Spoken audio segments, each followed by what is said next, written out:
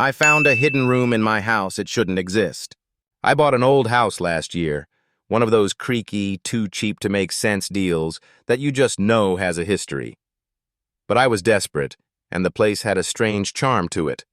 The floors groaned, the walls whispered in the wind, and sometimes at night I swore I could hear faint shuffling somewhere beyond the walls. But old houses make weird noises, right? I convinced myself it was nothing, until I found the room. I was rearranging furniture in the guest bedroom when I knocked a bookshelf too hard against the wall. The impact made a hollow sound, a very hollow sound. Confused, I knocked again. The noise was different from the rest of the wall. Something was behind it. I should have stopped there, called a contractor, let someone else handle it. But curiosity has always been my worst trait. It took a crowbar and a lot of effort, but eventually the section of the wall gave way, revealing a doorway. There was no door, just a dark, yawning space that seemed to breathe cold air.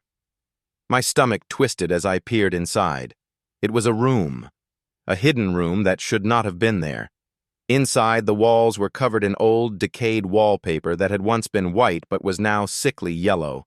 The floor was coated in dust, yet something about it felt off, like it had been recently disturbed. But the worst part?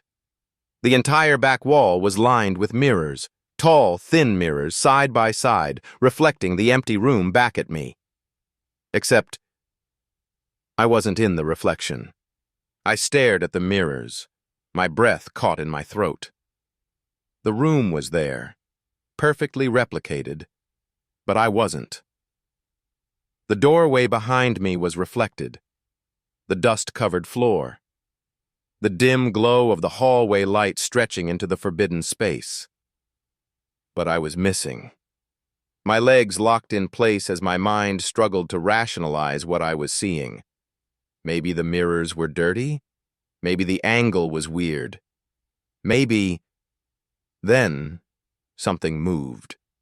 Not in my reality, in the reflection. I saw it. A figure stepping into the room. It moved cautiously, its posture eerily familiar, as if it was the one discovering the room for the first time. And then it stopped, right where I was standing. My breath hitched, and the air in the room seemed to thin. I wanted to run, but my body refused to obey. The figure in the mirror slowly lifted its head. I couldn't make out a face, just a horrible absence where one should be. Then, as if noticing my presence, it tilted its head. And then it smiled. A grotesque, jagged grin that stretched impossibly wide. I stumbled backward, crashing into the wall behind me. The sound must have startled the thing, because its head snapped toward me, though I wasn't in the reflection. But somehow, it knew I was there. And then it started moving toward the glass. Not just in the reflection. Something moved behind the mirrors.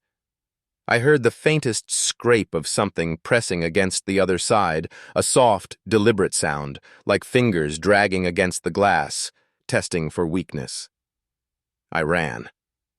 I don't remember how I got out of that room. I don't remember boarding up the entrance. But I must have, because when I came back to my senses, I was standing in the hallway, hammer in hand, breath coming in ragged gasps. I tried to tell myself it was a hallucination, that stress and exhaustion were playing tricks on me. But last night, as I lay in bed, I heard it again. The shuffling, the soft, patient scrape of something dragging its fingers along the wall. Testing. Waiting. And when I worked up the courage to glance at the mirror across my bedroom, just for a second, I saw something impossible. The reflection of my bedroom door. It was open, but in reality, it was still shut.